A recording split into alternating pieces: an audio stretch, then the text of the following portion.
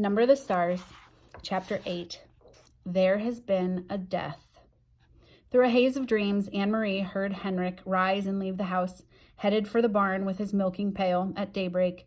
Later, when she woke again, it was morning. She could hear birds calling outside, one of them close by the window in the apple tree, and she could hear Mama below in the kitchen talking to Kirsty. Ellen was still asleep. The night before, so shortened by the soldiers in the Copenhagen apartment, seemed long ago. Anne-Marie rose quietly so that she wouldn't wake her friend. She pulled on her clothes and went down the narrow, curved staircase to find her sister kneeling on the kitchen floor trying to make the gray kitten drink water from a bowl. "Silly," she said. "Kittens like milk, not water." "I am teaching this one new habits," Kirsty explained importantly, "and I have named him Thor, for the god of thunder." Anne-Marie burst out laughing. She looked at the tiny kitten, who was shaking his head, irritated at his wet whiskers, as Kirsty kept trying to dip his face into the water. "God of thunder," Anne-Marie said. "He looks as if he would run and hide if there were a thunderstorm." "He has a mother someplace who would comfort him, I imagine," Mama said. "And when he wants milk, he'll find his mama." "Or he could go visit the cow," Kirsty said. Although Uncle Henrik no longer raised crops on the farm, as his parents had, he still kept a cow, who munched happily on the meadow grass and gave a little milk each day in return. Now and then, he was able to send cheese into Copenhagen to his sister's family.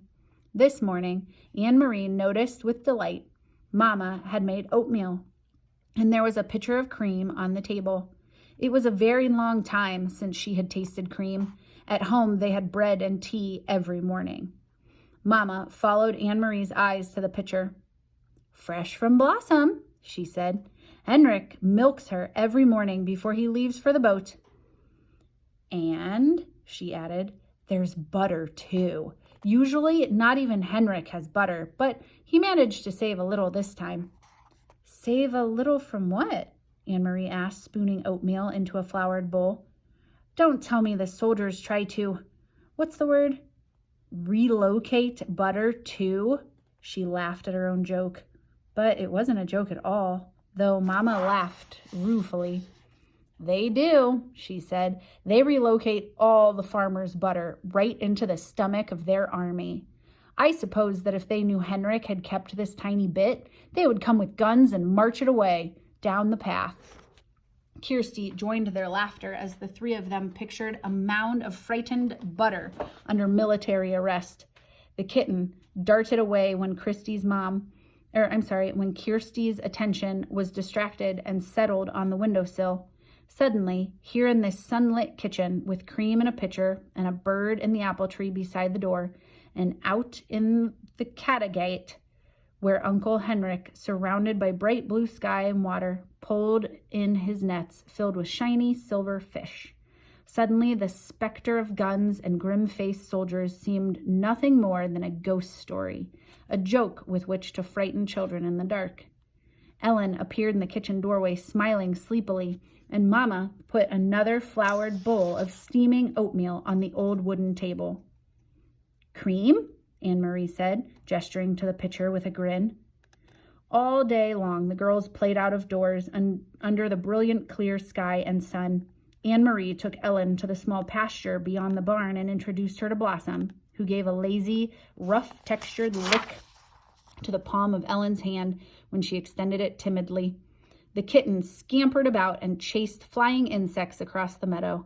The girls picked armfuls of wildflowers, dried brown now by the early fall chill, and arranged them in pots and pitchers until the tabletops were crowded with their bouquets.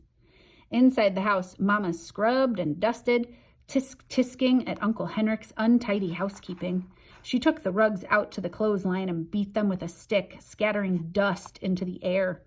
"He needs a wife," she said, shaking her head, and attacked the old wooden floors with a broom while the rugs aired. "Just look at this," she said, opening the door to the little used formal living room with its old-fashioned furniture. "He never dusts."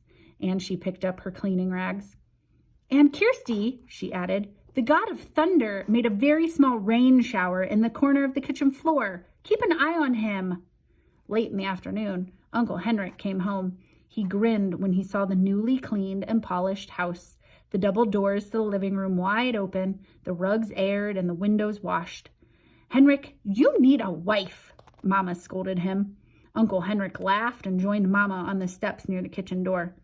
Why do I need a wife when I have a sister? He asked in his booming voice. Mama sighed, but her eyes were twinkling. And you need to stay home more often to take care of the house. This step is broken, and there is a leaking faucet in the kitchen, and Henrik was grinning at her, shaking his head in mock dismay. And there are mice in the attic, and my brown sweater has a big moth hole in the sleeve, and if I don't wash the windows soon. They laughed together. Anyway, Mama said, I have opened every window, Henrik, to let the air in and the sunlight. Thank goodness it is such a beautiful day. Tomorrow will be a day for fishing, Henrik said, his smile disappearing. Anne-Marie, listening, recognized the old phrase. Papa had said something like it on the telephone. Is the weather good for fishing, Henrik? Papa had asked. But what did it mean? Henrik went fishing every day, rain or shine. Denmark's fishermen didn't wait for sunny days to take their boats out and throw their nets into the sea. Anne-Marie, silent, sitting with Ellen under the apple tree, watched her uncle. Mama looked at him. The weather is right? She asked. Henrik nodded and looked at the sky. He smelled the air. I will be going back to the boat tonight after supper. We will leave very early in the morning. I will stay on the boat all night. Anne-Marie wondered what it would be like to be on a boat all night, to lie at anchor, hearing the sea slap against the sides, to see the stars from your place on the sea. You have prepared the living room? Uncle Henrik asked suddenly. Mama nodded. It is cleaned, and I moved the furniture a bit to make room. And you saw the flowers, she added. I hadn't thought of it, but the girls picked dried flowers from the meadow. Prepared the living room for what? Anne-Marie asked. Why did you move the furniture? Mama looked at Uncle Henrik. He had reached down for the kitten, scampering past, and now held it against his chest and scratched its chin gently. It arched its small back with pleasure. Well, girls, he said, it is a sad event, but not too sad, really, because she was very, very old. There has been a death, and tonight your great-aunt Bertie will be resting in the living room in her casket before she is buried tomorrow. It is the old custom, you know, for the dead to rest at home and their loved ones to be with them before burial. Kirsty was listening with a fascinated look. Right here? She asked. A dead person right here? Anne-Marie said nothing. She was confused. This was the first she had heard of a death in the family. No one had called Copenhagen to say that there had been a death. No one had seemed sad. And, most puzzling of all, she had never heard the name before. Great Aunt Bertie? Surely she would have known if she had a relative by that name. Kirsty might not.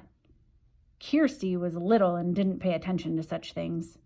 But Anne-Marie did. She had always been fascinated by her mother's stories of her own childhood. She remembered the names of all the cousins, the great aunts and uncles, who had been a tease, who had been a grouch, who had been such a scold that her husband had finally moved away to a different house, though they continued to have dinner together every night. Such wonderful, interesting stories filled with the colorful personalities of her mother's family. And Anne-Marie was quite certain, though she said nothing. There was no great Aunt Bertie.